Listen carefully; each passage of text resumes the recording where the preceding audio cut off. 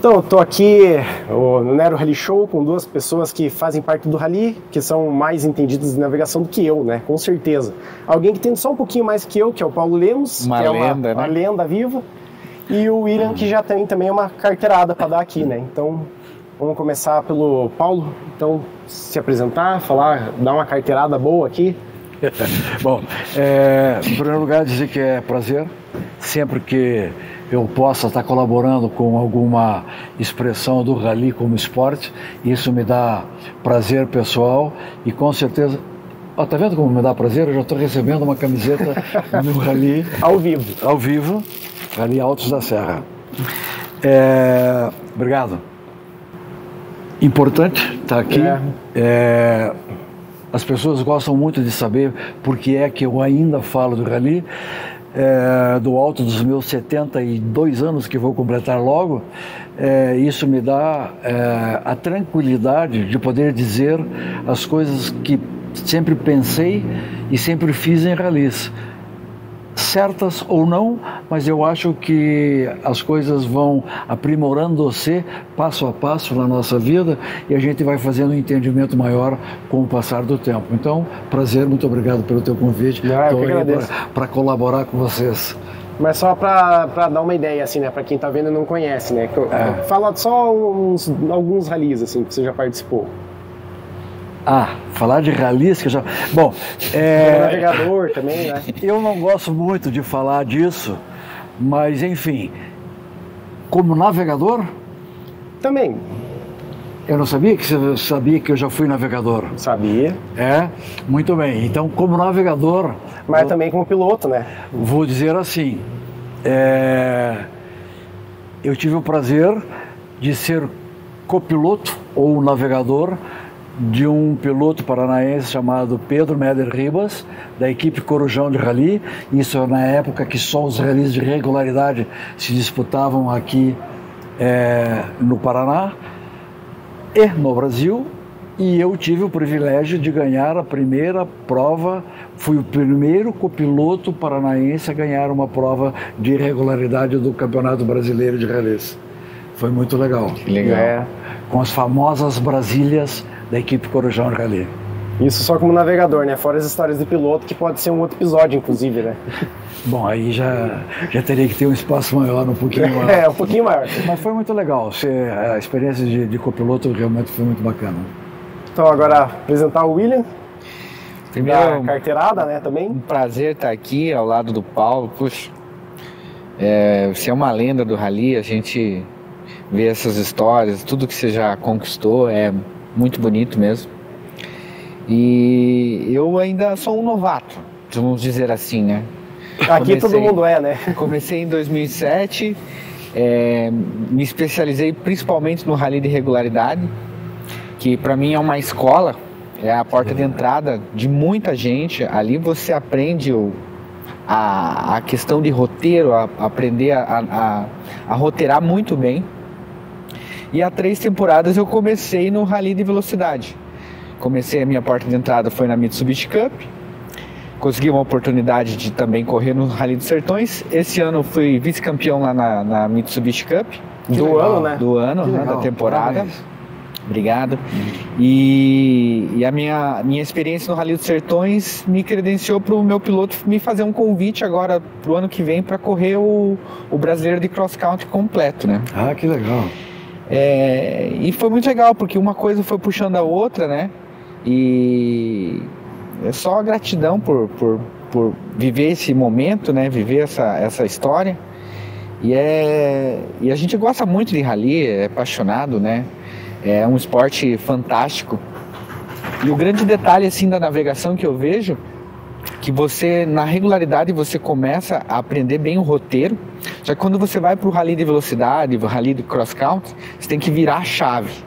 Porque o rally de regularidade, como ele tem as médias pré-estabelecidas, você não precisa ajudar o piloto, porque a programação da prova já ajuda ele a andar em velocidades compatíveis com a prova. Já no velocidade, no cross country, Você pode estar rápido demais ou lento demais. É ali que o papel do navegador faz o piloto ter mais performance. A ideia está sempre no limite, né? Exatamente. Então, o navegador realmente faz o piloto ganhar muito tempo, né? Exatamente. Nós, assim, somos os olhos do piloto para o que ele não enxerga, né? Essa que é a grande questão. É a antecipação, né? Na velocidade, isso é absolutamente verdadeiro. Exatamente. Quando eu sempre disse, e continuo dizendo, que eu sempre fui veloz pelo que escuto e não pelo que enxergo, as pessoas não acreditam, porque é quase impossível fazer esse entendimento do ponto de vista de uma pessoa normal. Sim. Mas se você está dentro de um rally e você tem a harmonia entre piloto e copiloto, e você tem uma precisão dos dados que você colhe, que a gente pode até falar, estender um pouco sobre isso,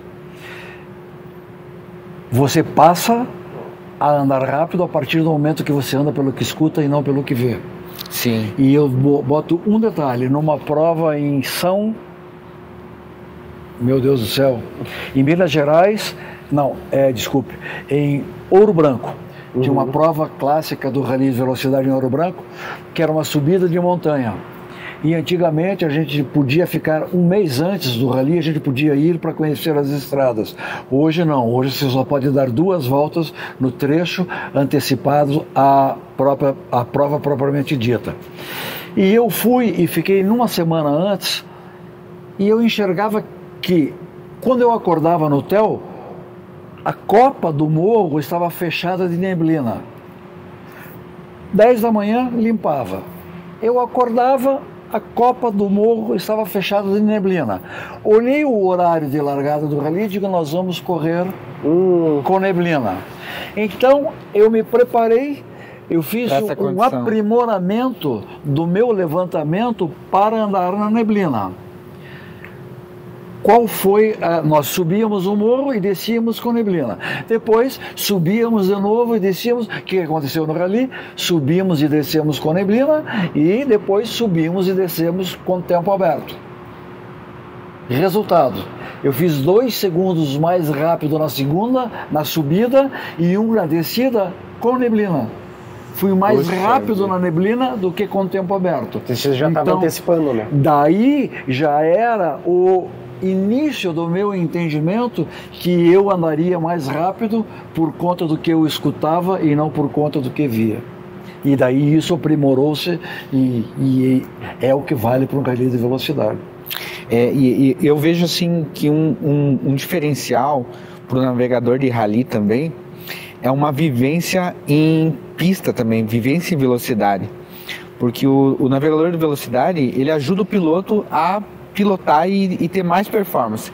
Então, se o navegador ele também já pilotou alguma vez, já teve alguma experiência, eu acho que isso é um fator que contribui. O que você acha, Paulo? Vou colaborar com você. Tem uma posição antagônica a você agora, porque isso depende de cada DNA de cada pessoa, tanto de copilotos quanto de pilotos. Eu corri com um amigo meu, que eu não vou citar o nome, bom navegador, campeão. Nós largamos uma prova em Erechim, de Golf, quando eu tinha um Golf, que eu trouxe um Golf da Volkswagen Motorsport alemã. Nós largamos de Golf, a primeira vez que corríamos juntos. Largamos assim, 3 quilômetros de prova, ele falou, essa curva você deveria ter feito em terceira. Ele olhou, essa curva você deveria ter feito em terceira. Parei. Digo, você quer que eu dê opinião sobre o seu levantamento também ou não? Aí ele me olhou assustado, nós estamos parados. Eu digo, foi você quem parou? Não fui eu quem parei, foi você quem parou. Vamos de novo? Vamos de novo. Ou seja, faz a sua parte e eu faço a minha, entendeu? Copiloto, copilota, piloto, pilota. Tem que haver a sincronia das informações e a simbiose entre ambos. O resultado dessa sincronia é que vai trazer o melhor resultado de prova. Entendeu? Legal. Voltamos para regularidade um pouco? Não, então, antes de começar, eu quero só trazer um ponto para a gente seguir uma sequência, né? Legal. Eu vejo que tem 4 tipos básicos, vamos dizer, de navegação. a regularidade, Certo. que é com o tempo também, né? O tempo exato. Tem a velocidade, que você faz o levantamento Melhor específico tempo. para ser mais veloz. Tem o cross country, que é hoje em dia chamado de ride. E tem o ride com o cap, que é a bússola, né? Sim. Que é o mesmo tipo, mas você tem que se preocupar também com a direção para ir, né? É um pouquinho diferente a planilha, né? Bom, aí eu acho que você é o professor para falar disso, porque você quem está nos 3 tipos, né? Eu encaixaria mais um modelo ainda, que é o híbrido, que é a Mid Cup, que é uma particularidade porque são 3 voltas iguais. A primeira é um cross country, porque você pega ali nas cegas, Não né? conhece, Não né? conhece. Você só tem o roteiro. Isso, só tem o roteiro. E na segunda e na terceira você já vira quase um rally de velocidade, porque como você passou, fez a filmagem on-board, você consegue dar aquele toque que um levantamento daria. Então por isso que tem muita gente que diz que a Mid Cup é um rally cross-country de velocidade, né? Entendi. Eu nunca fiz. Aliás, um abraço ao meu amigo Spinelli, mentor intelectual da Mid Cup, né? Sucesso. No regularidade, que foi a base de tudo isso, quando eu iniciei, para a gente zerar um poço de cronometragem, a gente, além de todo o trabalho feito, a gente tinha que contar com muita sorte. Era muito, mas é muito difícil alguém zerar um poço de cronometragem. Só Por uma quê? coisa, né? Porque eram cronômetros analógicos, eram pessoas Na que mão, estavam, o cronômetro era um cronômetro manual, as pessoas estavam em loco, no local onde se passava, você tinha que ter uma referência para cronometrar o início do para-choque dianteiro do carro quando passasse, enfim, eram outros tempos. Esses dias, algum tempo atrás, eu fui me inteirar de como era o rally de regularidade hoje em dia. O zero que a gente passava perto, olhava para ele como o ideal, o paraíso, hoje é dividido em 10. É do 0 a menos 0,9, do 0 a mais 0,9. Ou seja, a precisão de hoje em dia é muito grande, entendeu? Por quê?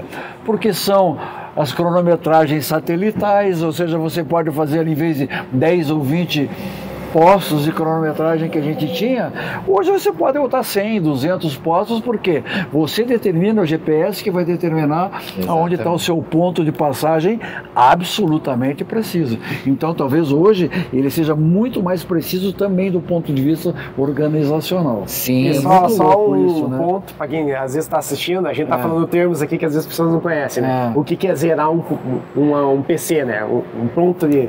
Você quer dizer? Você quer falar? Pode ser.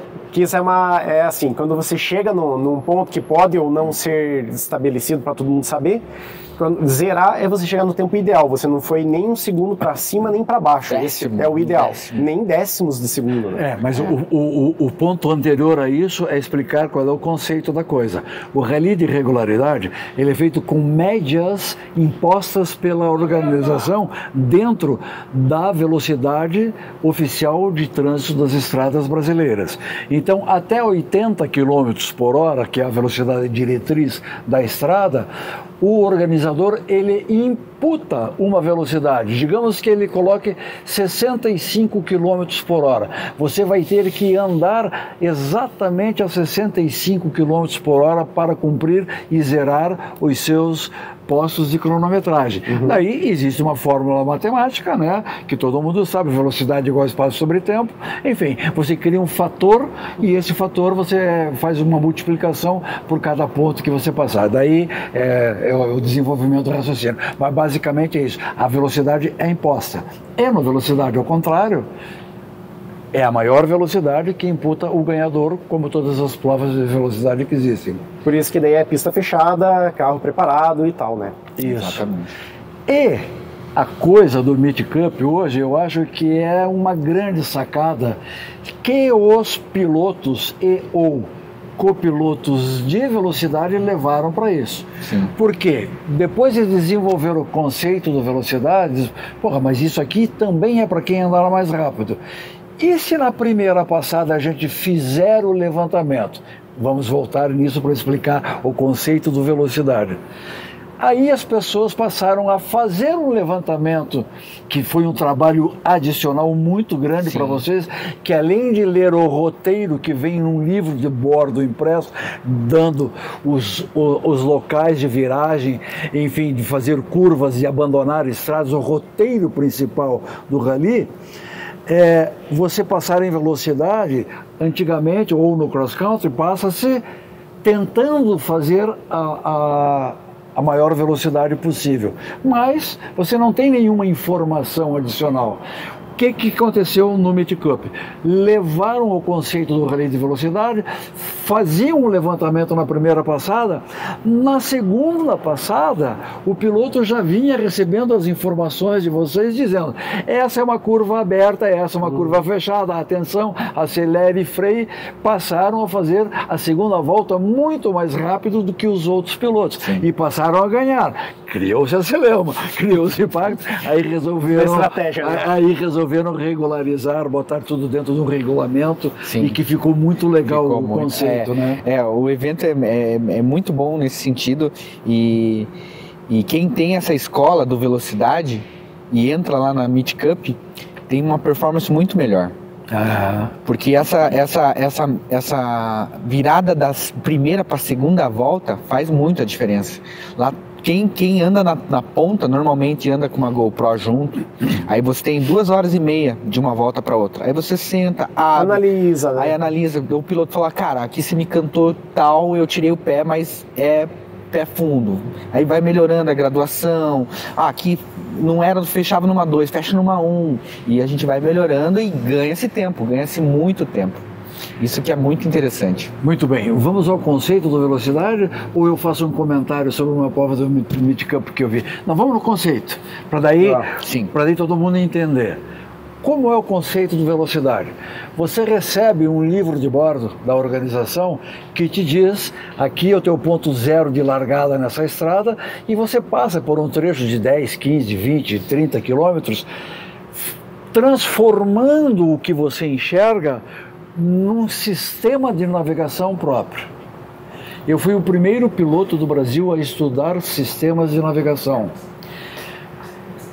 Quando eu fui convidado pela equipe Volkswagen de Rally para fazer parte da equipe Volkswagen, eu ia ser um piloto oficial. Como é que eu ia ser um piloto oficial? Eu tinha que estudar, né, aquilo que eu descobri que sabia fazer bem feito, que eu gostava de fazer, que é um lance diferencial. Quando você descobre que você faz bem feito aquilo que você gosta de fazer, e você vai buscar tecnologia para implantar, que foi o que eu fiz. Eu estudei e haviam 4 tipos de sistemas de navegação mundial. E eu comprei um livro na Alemanha, chamava-se Der Copilot. O copiloto, né? O copiloto. Tinha 100 páginas, eu não entendia Chongas, ich nicht verstehe. E daí, então, contratei um tradutor juramentado que me traduziu tudo aquilo. Estudei todos os tipos de navegação e optei por um, que é o que todo mundo usa no Brasil hoje. 100% desse sistema de navegação começou por aqui. Interessante. E foi muito legal, porque daí eu fiz o aprimoramento desse sistema para a minha forma de pilotar. Porque tem pilotos mais rápidos em estradas mais sinuosas, tem pilotos mais rápidos em estradas sinuosas mais abertas, enfim.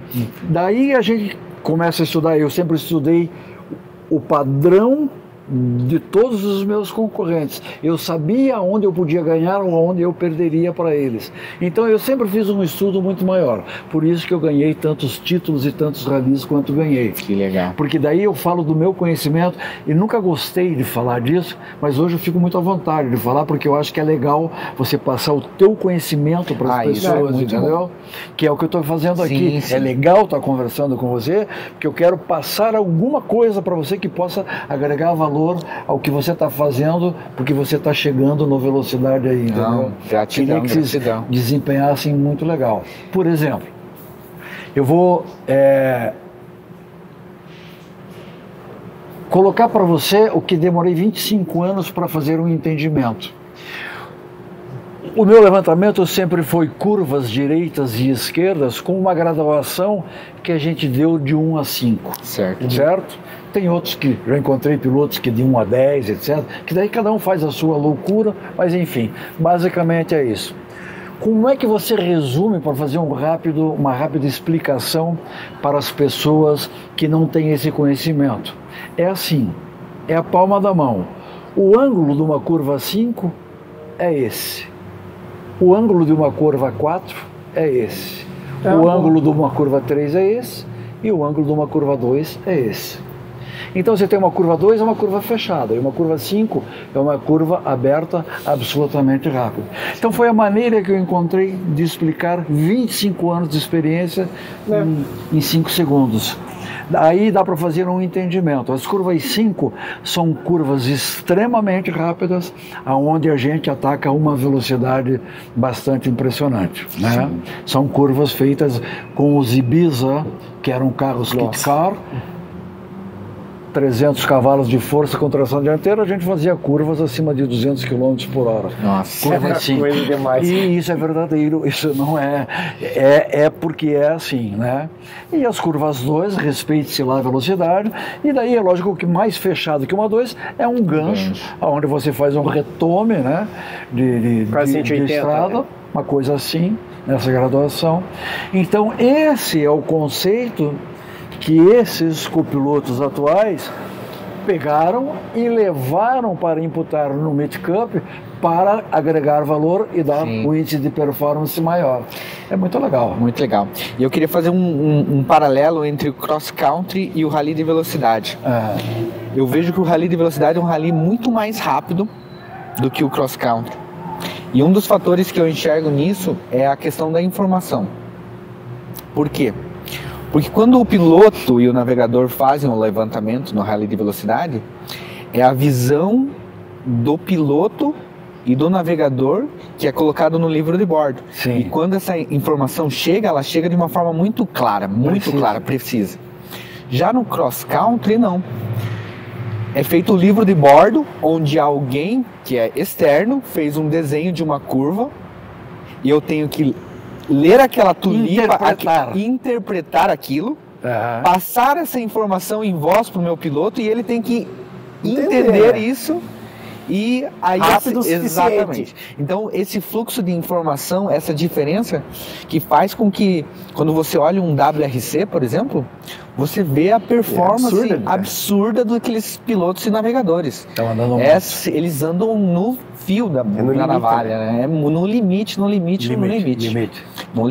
Não, tem cenas até do WRC que o copiloto ele perde o ar, assim, que ele deu 5, 6 cantadas e acabou o ar.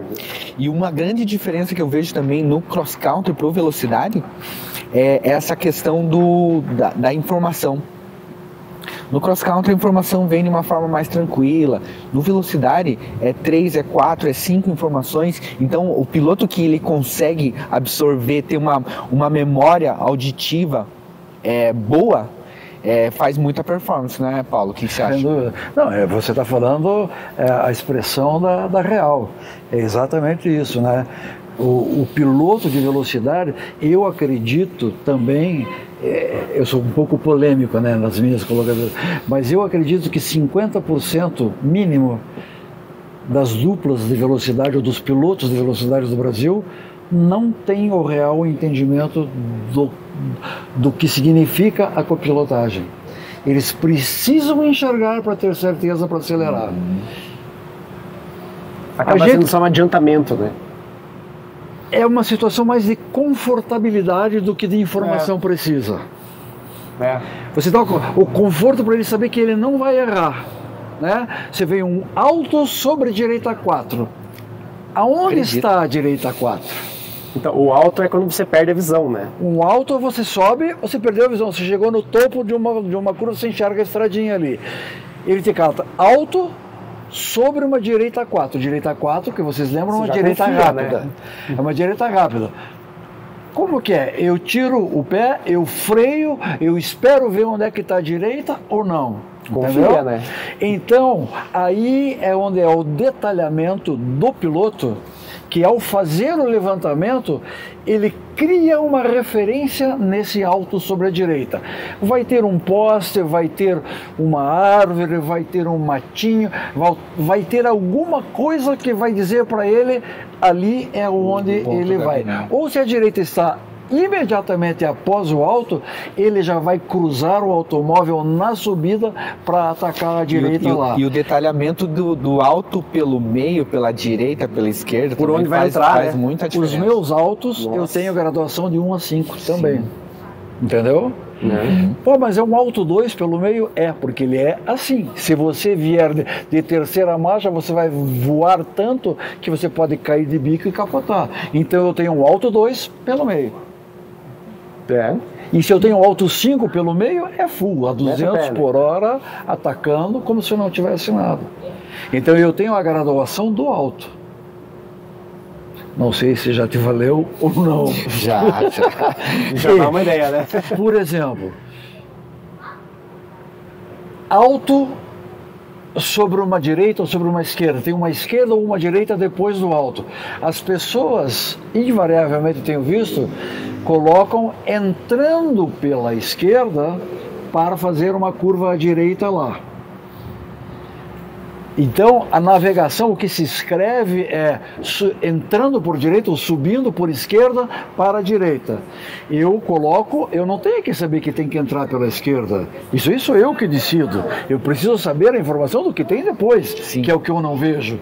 Entendeu? Se eu tenho uma direita 4, eu automaticamente vou entrar pela esquerda. Tangenciando, né? Já é tangenciando para você atacar isso, entendeu? Então, essa é uma informação que não tem que dar, porque cansa mais você. Né? Você tem que, ela é irrelevante. Você fica cansando de tanto falar informação sobre informação. Quanto mais limpo for o teu levantamento, mais tranquilidade você tem de passar. Sim. E você tem mais capacidade de assimilar. Outra coisa, outro ponto que eu queria levantar também, Paulo, não sei se você concorda, é com a questão do tom de voz, do navegador. Se o navegador ele passa um nervosismo, pô, esse é um ponto ele muito passa legal, cara. Ele passa um certo nervosismo na voz, alguma coisa, ele passa sem segurança para o piloto. Se você faz um tom mais sereno, mais como dominando o que você está dizendo, eu acho que você tem mais performance. Talvez você tenha tocado num dos pontos mais importantes do rally de velocidade. Eu já corri com vários copilotos. Teve o que entrou no carro e porra, vamos lá, tio, não acelera ainda. Ei, eu não preciso de torcida. Eu não preciso de torcida. Eu sei exatamente o que é que eu tenho que fazer aqui. Você me passa as informações com calma e tranquilidade. Tem que ser sereno ao me informar isso. Tem piloto que precisa de ser energizado para poder desenvolver performance. Acho que vai muito do piloto, né? Eu não, eu já fiz a minha parte, entendeu? Eu já tenho o domínio da pilotagem do carro, eu já fiz o acerto do meu automóvel e eu tenho o domínio da navegação. O que eu preciso? Da informação. Sim. Você me passa a informação, ela tem que entrar suave e tem que aparecer. Entra suave e tem que aparecer. E daí tem um detalhe. O bom copiloto, ele vai com a cabeça baixa e ele não erga o olho. De vez em quando ele erga para ter certeza de que ele está no lugar certo. Para confirmar. Por quê? Ele canta as esquerdas e direitas e eles sentem, sabe aonde? No balanço. A reação na bunda, no lado. Curva direita 3. Ele sabe que tem uma certa pressão no banco, porque os bancos conchas, eles fazem um envolvimento de quadril. Então ele sente no quadril. Direita 3, ele vai sentir na esquerda do seu quadril. Curva, né? E ele sabe que é uma 3, porque ele vai aprendendo o que é uma 3, o que é uma 4, o que é uma 5, o que é uma 2 e o que é um gancho, que veio e fez uma força total. Ele sabe que o piloto está fazendo o correto e já está analisando a folha de informações para dar a melhor sequência possível. Então, quando você chega nesse nível de entendimento com o seu copiloto, muito dificilmente você perderá rallies. E ó, Paulo, você devia ver um board desse aqui, hein? É legal ver. Seria legal ver. É muito legal. Seria Que legal. o piloto dele, ele já é desse tipo que gosta quando tem uma energia envolvida, né? Então quando Aí tem... ele precisa de um... Precisa. Então quando tem uma reta, esse aqui ele vai dando porrada. Acelera, acelera. Eu, por exemplo, o cara manda acelerar e diz, pô, tô fazendo o quê, ô babaca? Não fala literalmente isso, né? Eu tô com o pé cravado, mas você tá me mandando acelerar? Mas, Entendeu? Você vai me tirar toda a concentração. Eu naveguei para um piloto uma vez que ele falou assim para mim, cara, só não me elogie, porque senão a gente vai se beijar no fim da prova. Então se eu fizer uma curva bonita, não precisa falar, boa, Que legal, legal, boa. Como eu digo, não precisa Só tira a concentração. Né? Você tem que estar sentindo lá o que faz. E eu e o Serginho Lima, beijo Serginho Lima, reitor da universidade, aposentado, foi a pessoa com quem eu mais tive sinergia interna dentro de um carro. A gente ganhou muito, ganhamos muitos ralis juntos. Nós tínhamos uma linguagem dentro do carro só. Porque tem horas que você está absolutamente concentrado e quando você, tanto o piloto quanto o copiloto, né, isso vale para os dois bancos, você está tão concentrado que larga e chega e aconteceu a coisa, não houve distorção. Estou falando do meu caso, dentro do meu carro. É um automático quase, né? É um automático, mas tem horas que você vem guiando e você sente que o teu copiloto está desconcentrado. Ou ele atrasa a cantada, ou ele adianta a cantada. Você percebe que ele não está no tempo. E o teu copiloto também percebe que você está demorando para reagir à cantada, ou escorrega de uma maneira diferente. Eu e o Serginho Lima, nós só tínhamos uma comunicação interna durante um trecho dali. Um dedo no joelho. Porque nós estamos sentados com os cintos e tal. Tum, ele me botava o dedo no meu joelho. Puta, a gente chega a ficar vermelho dentro do Você sabe o que significa, né? Puta, o cara botou o dedo. Puta merda, volta. Paulo, volta pro rali, entendeu? Para de pensar lá onde estava, puta, volta para cá. Daí, da mesma maneira, de repente o cara dizer, tum, você. Cara, é muito legal porque você provoca com um toque de dedo a reação de reconcentração de quem está contigo. Por quê? As nossas vidas e a segurança do rally dependem exatamente do grau de concentração que a gente leva. E Paulo, levantando mais uma questão. Desculpa assim. que eu estou tomando conta do maior tempo da entrevista, mas é que eu acho legal passar essas coisas. É isso que é bom. Você é uma enciclopédia, a gente só tem que tirar o chapéu para você. Levantando eu queria... Você que vem navegando, muito tempo, né? Queria que você me dissesse, assim, qual a tua visão, assim, sobre a questão física, a questão de reflexo, a questão da idade. Como que você enxerga isso, assim, com o passar dos anos? Eu acho... É muito interessante a tua pergunta pelo seguinte, eu acho que o tempo não judia tanto quanto os pilotos pensam que judia, não. Eu acho que os pilotos têm uma longevidade muito maior do que se rotula que são os pilotos mais jovens. É lógico que o advento do sou imorrível do jovem vai te fazer atacar algumas coisas com mais irresponsabilidade do que os pilotos mais maduros. Mas eu acho que o domínio de velocidade e o domínio de automóvel e de situação nos dá uma situação de performance muito parecida com os jovens. Eu, por exemplo, hoje tenho feito carro zero em rallies. Eu tenho certeza que se eu sentar num carro de rally, eu vou estar brigando de 50% para cima. Eu não estarei para baixo por conta da minha idade. Aos 71 anos eu estou falando isso. Eu ainda acho que eu tenho algum gás a dar. Porque eu sei do conceito e eu tenho visto que as pessoas estão andando. É lógico que num grupo de cima eu já não tenho mais condição física e talvez até intelectual para estar dentro dessa janela do grupo de cima. Mas eu ainda tenho um domínio do automóvel muito legal. Que legal. E é bacana, sabe? Porque você diz, porra, eu consigo fazer isso, né? E ó, eu tenho o LER. Isso daqui é um defeito que eu tenho na minha mão por conta de dirigir rallies. Nossa, caramba. Entendeu? Alguns, eu não sei quantos rallies eu fiz na minha vida, mas são muitos. Muita quilometragem, né? Eu ganhei 291 rallies. Nossa senhora. Caraca. Então, É mais do que eu já ouvi falar. Eu não sei, dentro das categorias... Mas se eu chegar na metade disso, já estou feliz, Paulo. Mas então apure o petice e vá longe, porque para chegar na metade tem que correr e tem que ganhar muito. É muito legal quando você descobre que você é um vencedor. Sim. Né? Os limites que as pessoas falam, tem pilotos que não coadunam, não acham que é verdadeiro. Eu acho que você constrói a sua própria sorte. E a sorte faz a diferença do ganhador. Sim. E eu sei que eu tenho a sorte do campeão.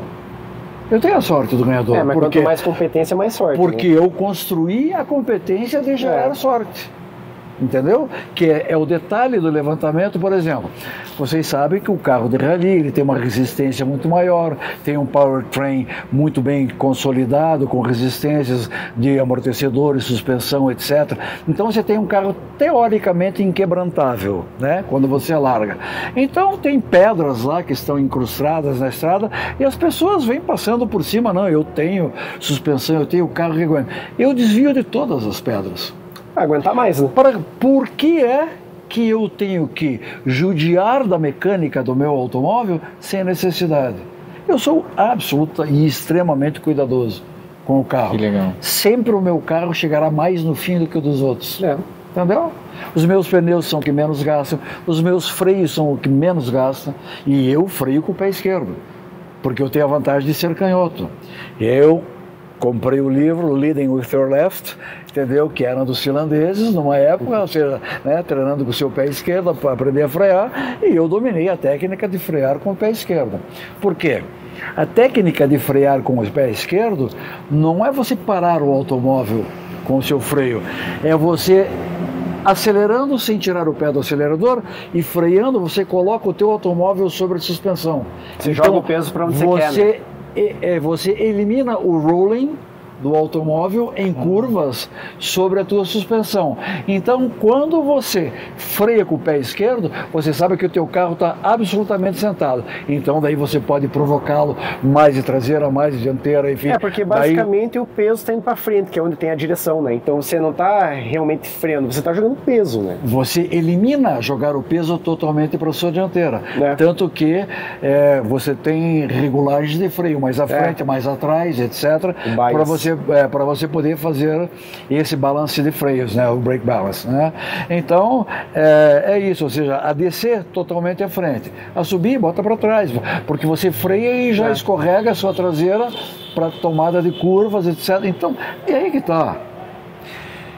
Eu passei, sei lá, mais de 30, 40 anos da minha vida viajando, porque eu tinha uma empresa de sinalização rodoviária, então minha vida era viajar por conta do meu trabalho e viajar por conta dos rallies. Em todas as minhas viagens, eu vou numa estrada, direita 4, esquerda 5. Isso eu faço. Isso eu faço 50 milhões de quilômetros da minha vida fazendo levantamento mental nas estradas que eu fiz, que eu passei da minha vida. Então, quando eu vou para um trecho de rally para fazer um levantamento, tuque. Muito dificilmente eu faço uma correção numa curva na minha primeira passada de levantamento. Mais uma bola que eu quero levantar aí, Paulo. Eu vejo, por exemplo, essa é uma questão ainda que eu sinto que eu preciso melhorar, que é dar um pitaco assim de como a gente sente o carro, sabe? Porque tanto o piloto quanto o navegador tá ali sentado e às vezes o carro tá saindo muito de traseira, não, o carro tá saindo de frente, não, precisa de repente ajustar um amortecedor, ajustar um freio. Isso é algo que eu sinto que eu preciso melhorar. Você acha que isso é um fator assim importante mesmo? Eu acho que é um fator de complemento. Eu acho muito legal. Ele não é necessário, aliás, ele é desnecessário, mas ele é muito legal, porque se você tiver um conhecimento mecânico, você vai agregar valor. Sim. Porque de repente é só o teu piloto que está sentindo aquilo, mas às vezes você está sentindo um diferencial onde poderia se mais melhorar. atenção, né? Entendeu? Onde poderia se melhorar. Sem dúvida, mas é só com o conhecimento mecânico daí. Sim. Não é por achismo. Sim. Entendeu? O Gilson Rocha. Tem que estudar, né? Conhece o Gilson Sim. Rocha? É o navegador mais velho de rallies do Brasil. Já correu com mais de 100 pilotos. Nós já corremos 2 ou 3 vezes juntos. E o Gilson, com esse Golf Motorsport que eu tinha, fiz um rally com ele em São Paulo. Nós passávamos 3 vezes no mesmo lugar. A gente vinha a 220 picos numa reta, subia, tinha um alto, tinha 70 metros e uma esquerda 2, uma esquerda fechada depois. Então você via aonde é o momento exato de frear, você vem a 220 km por hora, tem um alto que você não vê, você já fez a medida lá de 70 metros. Que tá logo ali a 220. Né? A 220, 70 fica assim. Ali. Vira 20, vira 10, né? E daí você tem uma curva fechada. Onde é o ponto de frenagem? Nossa. Eu vinha disputando esse rally com um outro piloto. Nós passamos a primeira vez, eu vim e freiei na crista da lombada para ter a minha margem de segurança, para descobrir aonde travava nos freios, batia várias marchas, fazia a esquerda 2 e ia embora. Sobrou espaço. Eu digo, opa, freia depois de pular. Entendeu? E o Gilson vinha, cantava, atenção, o alto com 70 para a esquerda 2. Fui, pulei e freiei depois. Sobrou mais um golinho. Tempo, tinha uns 10 metros para mais para frear. Aí que tá o perigo. Na terceira vez, digo, vou. E daí o Gilson cantou, ele falou assim, Paulo, vai, alto 5,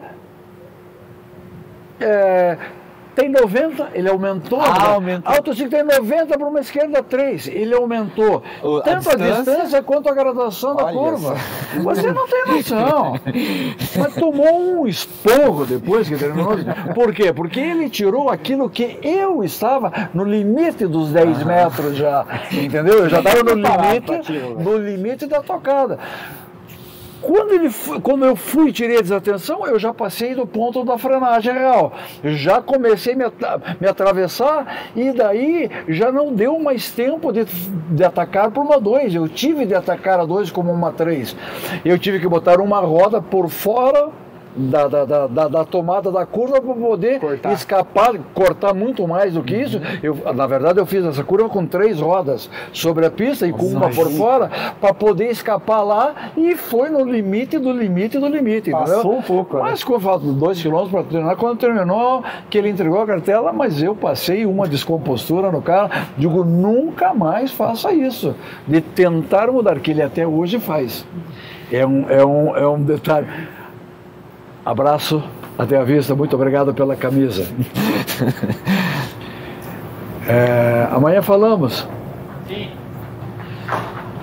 Então, esses detalhes, eu acho que isso não é permitido a um copiloto.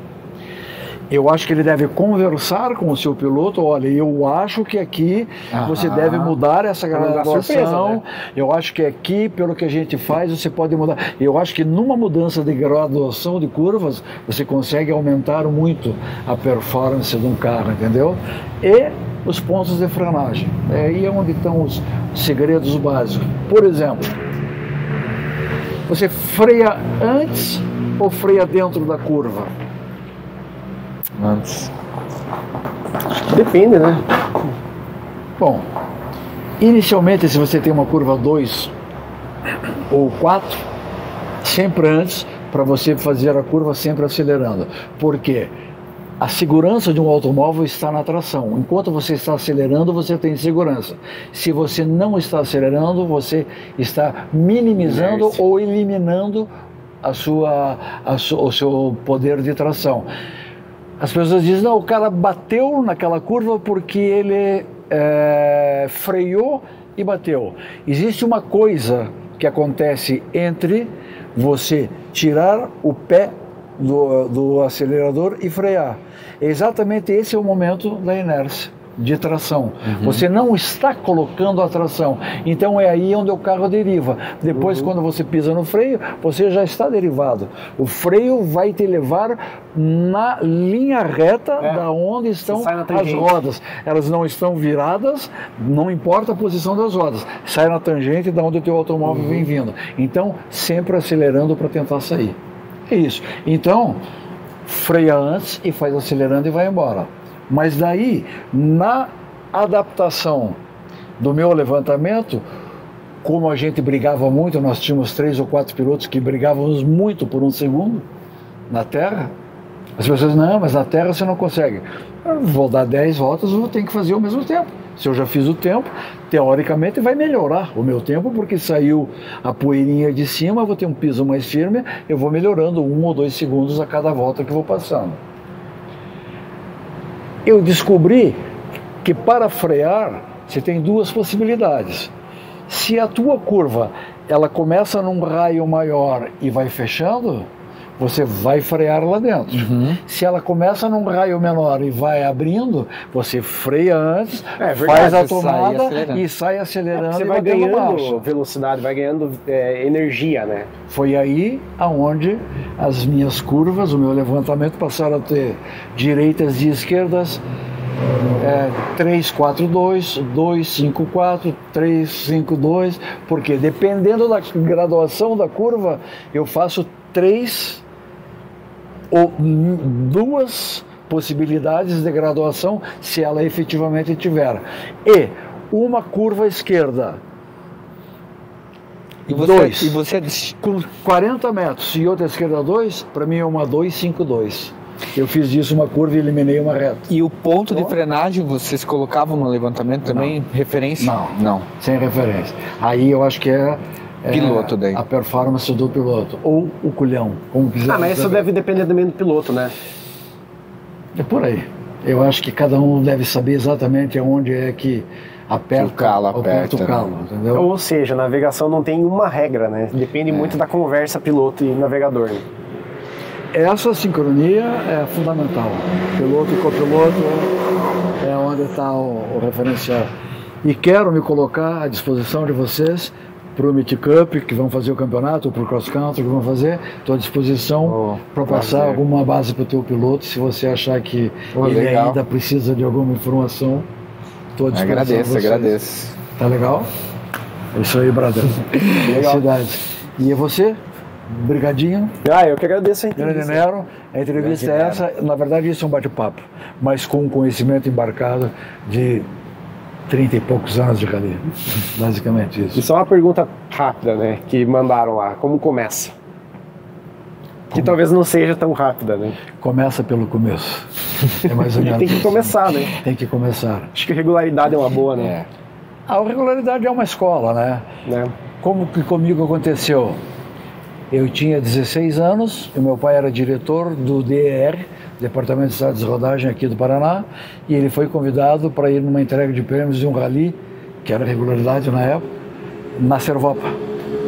Eu fui e quando eu entrei, aqueles carros sujos de barro e com aqueles números, com aqueles faróis auxiliares, tinha os dojinhos da Polar, da equipe... Meu Deus, esqueci o nome da equipe do Rio Grande do Sul. Aquele troço era maravilhoso. Aquilo me pegou pelo olho de um jeito que eu digo, é isso que eu quero. É isso que eu quero. E desse momento em diante, o rally, sempre fui procurar matérias, fui ler, aprender. E daí eu descobri que sabia fazer legal, sabia fazer bem feito. Por DNA, o dom. E daí então você desenvolve a sorte, e daí você ganha, e é campeão. Legal. Eu também concordo que o regularidade é a porta de entrada. Ele acaba sendo um rally mais fácil de começar, porque ele tem um custo menor, então... As velocidades são menores, o piloto aprende o domínio do seu automóvel sobre a estrada. Eu acho que é o grande caminho de começar é pela regularidade. É isso aí. Então, valeu. Obrigadão. Programa. Nossa, que bacana, hein? Quanta história, hein, Paulo?